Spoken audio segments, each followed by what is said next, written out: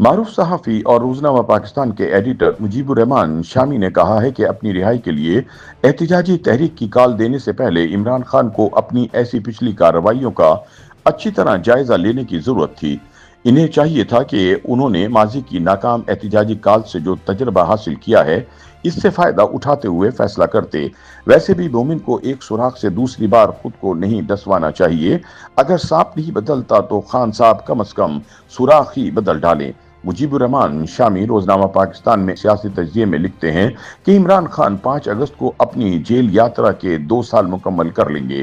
پہلی بار انہیں 9 مئی 2023 کو اسلام آباد ہائی کورٹ کے احاطے سے نیب حکام نے رینجرز کے ذریعے گرفتار کیا تھا۔ یہ گرفتاری القادر ٹرسٹ کیس کی وجہ سے عمل میں لائی گئی تھی۔ ان پر اور ان کی اہلیہ بشرا بی بی پر الزام تھا کہ انہوں نے ملک ریاض حسین سے ایک قطع زمین حاصل کیا ہے۔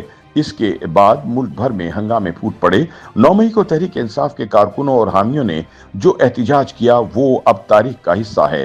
پہلی بار ایک ایسی کشمکش کا آغاز ہوا جس میں دفاعی ادارے نشانہ تھے اور ملک بھر میں فوجی تنصیبات پر حملے کیے گئے۔ فوجی حلقوں نے یہ الزام عائد کیا کہ ان حملوں کا مقصد جوانوں کو جنرل عاصم منیر کے خلاف بغاوت پر اکسانا تھا۔ چنانچہ اس حرکت کا خمیازہ تحریک انصاف اور عمران خان آج تک بھگت رہے ہیں۔ عمران کی مئی 2023 میں گرفتاری تو چند روز کی ثابت ہوئی کیونکہ سپریم کورٹ کے چیف جسٹس عمر عطا بندیال نے اس پر برہمی کا اظہار کرتے ہوئے رہائی کا حکم جاری کر دیا۔ ان کے بقول عدالت کے احاطے سے رینجر کے ذریعے گرفتاری ایک غیر قانونی عمل تھا۔ یوں خاصا وکٹری کا نشان بناتے ہوئے گھر واپس آ گئے۔ لیکن مجیب الرحمان شامی بتاتے ہیں کہ ان کی اس آزادی کا دورانیہ مختصر تھا۔ 5 اگست 2023 کو انہیں توشہ خانہ ریفرنس کیس میں دوبارہ گرفتار کر لیا گیا۔ وہ دن جائے اور آج کا دن آئے۔ خان صاحب جیل میں ہیں۔ ان کی رہائی کی کوئی عدالتی یا غیر عدالتی کوشش کامیاب نہیں ہو سکی۔ انہیں جنوری 2024 میں قومی راز افشا کرنے کے الزام میں 10 سال قید کی سزا سنائی گئی تھی۔ توشہ خانہ کیس میں وہ 14 سال قید کے مستحق قرار پائے۔ بشرا بی بی سے عدت کے دوران نکاح کرنے کے الزام میں 7 سال کی قید ان کا مقدر بنی اور القادر ٹرسٹ میں 14 سال قید کی سزا انہیں سنائی جا چکی ہے۔ غالباً 2 مقدمات میں ان کی سزائیں ہائی کورٹ معطل کر چکی ہے۔ اس کے باوجود قانونی طور پر اس وقت وہ ایک سزا یافتہ شخص ہیں۔ جب تک ان کی باقی ماندہ سزائیں بھی معطل یا ختم نہیں ہوتی ان کی رہائی ممکن نہیں ہے۔ انہیں جو بھی سزائیں سنائی گئی ہیں وہ ابتدائی عدالتوں نے سنائی ہیں۔ انہیں 2 اپیلوں کا حق حاصل ہے۔ ہائی کورٹ کے بعد وہ سپریم کورٹ کی طرف بھی رجوع کر سکتے ہیں اور جب تک وہاں سے فیصلہ صادر نہ ہو جائے انہیں حتمی طور پر مجرم نہیں کہا جا سکتا۔ پاکستان کی سیاسی تاریخ پر نظر دوڑائیں تو کسی بڑے سیاسی رہنما کو قید کرنا، اس پر مقدمہ چلانا یا اس کو سزا کا مستحق ٹھہرانا غیر معمولی معاملہ نہیں ہے۔ ہماری کتاب سیاست ایسی مثالوں سے بھری پڑی ہے۔ حسین شہید سہروردی سے لے کر شیخ مجیب الرحمان تک، خان عبدالغفار خان سے لے کر مولانا ابوالعلا مودودی تک، نواب زادہ نصر اللہ خان سے لے کر بے نظیر بھٹو تک اور ذوالفقار علی بھٹو سے لے کر آصف علی زرداری بلکہ نواز شریف تک ہر ایک برسوں جیل میں گزار چکا ہے۔ کئی ایک پر ریاست مخالف سرگرمیوں کا الزام لگا تو کئی ایک کو کرپشن کا مرتکب گردانا گیا۔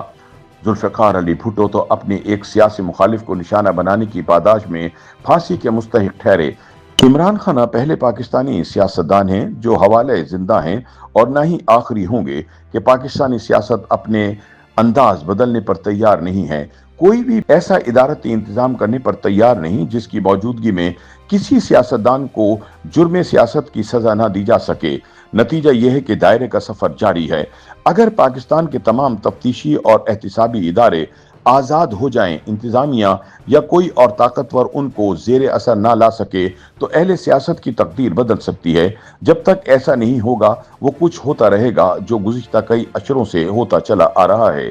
مجیب الرحمان شامی کہتے ہیں کہ عمران خان اور ان کے ہم نوا سڑکوں کی سیاست کے خوگر ہیں۔ وہ کئی بار اپنے جوہر آزما چکے ہیں لیکن اس کے نتیجے میں ان کی الجھنیں بڑی ہیں، کم نہیں ہوئیں۔ ہر مرتبہ احتجاج ایسے واقعات یا حادثات لے کر آیا جس نے معاملات کو مزید پیچیدہ کر دیا۔ اب خان صاحب نے پھر احتجاج کی کال دے دی ہے۔ فرمان جاری ہوا ہے کہ ملک بھر میں ان کے کارکن سڑکوں پر نکلیں اور انہیں نعرہ ہائے احتجاج سے بھر دیں۔ کاروبار زندگی معطل ہو جائے اور حکومت کے لیے گھٹنے ٹیکنے کے سوا کوئی چارہ نہ رہے۔ علیمہ باجی نے یہ اعلان بھی کر دیا ہے کہ ان کے لندن میں پرورش پانے والے بھتیجے قاسم اور سلیمان بھی اس احتجاج میں شریک ہوں گے۔ وہ پہلے امریکہ جا کر اپنے گرامی قدر والد کے ساتھ ہونے والی ناانصافیوں کی دہائی دیں گے، اس کے بعد پاکستان کا رخ کریں گے۔ گویا احتجاجی تحریک کو تیز کرنے کے لیے تحریک انصاف کے دیسی رہنماؤں کو کافی نہیں سمجھا جا رہا۔ برطانیہ سے کمک کی فراہمی لازمی قرار پائی ہے۔ اس اعلان کے بعد ایک نئی بحث چھڑ گئی ہے۔ رانا ثناء اللہ نے جھنجھلا کر کہہ دیا کہ اگر ان کے بیٹے کسی پرتشدد کارروائی میں شریک ہوں گے تو انہیں بھی جیل جانا پڑے گا۔ اس پر ان کی والدہ جمائمہ نے سینہ کو بھی کرتے ہوئے پوری دنیا کو اپنی طرف متوجہ کر لیا کہ یہ سیاست نہیں انتقام ہے۔ ان کے بچوں کو گرفتاری کی دھمکی دی جا رہی ہے۔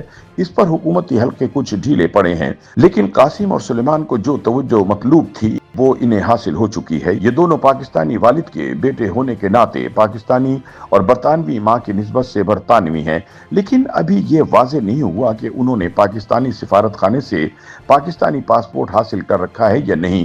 یہ بھی پتہ نہیں چل رہا کہ دونوں نوجوان کوئی پاکستانی زبان بولنے یا سمجھنے پر قادر ہیں یا نہیں۔ اگر انہوں نے پاکستانی پاسپورٹ نہیں بنوایا، وہ برطانوی شہری کے طور پر پاکستان آئیں گے تو پھر معاملہ مختلف ہوگا، لیکن اگر وہ اپنی پاکستانی شہریت کو ڈاکومنٹ کر چکے ہیں تو پھر معاملہ اور ہوگا۔ دلچسپ حقیقت یہ ہے کہ ان کے والد نے جب وزارت عظمیٰ کے منصب کا حلف اٹھایا تو وہ اس تاریخی تقریب میں موجود نہیں تھے۔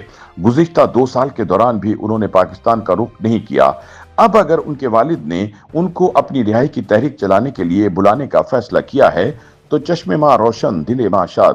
بچے تو سب کے سانجے ہوتے ہیں، چاہے وہ پاکستانی ہوں یا برطانوی مسلمان ہوں یا یہودی۔ YouTube پر گوگلی نیوز دیکھنے کے لیے youtube.com کی سرچ بار میں googly news T V type کریں۔ گوگلی نیوز کے پیج پر سرخ رنگ کے سبسکرپشن والے بٹن پر کلک کرنا نہ بھولیے۔ YouTube پیج پر اپلوڈ ہونے والی ویڈیوز سے باخبر رہنے کے لیے بیل آئیکن پر کلک کیجیے۔ آپ کو ہر نئی ویڈیو کے بارے میں نوٹیفیکیشن موصول ہو جائے گا۔